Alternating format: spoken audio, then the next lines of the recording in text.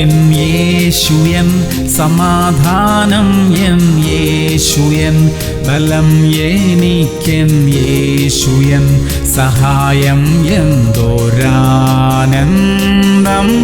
Shalom.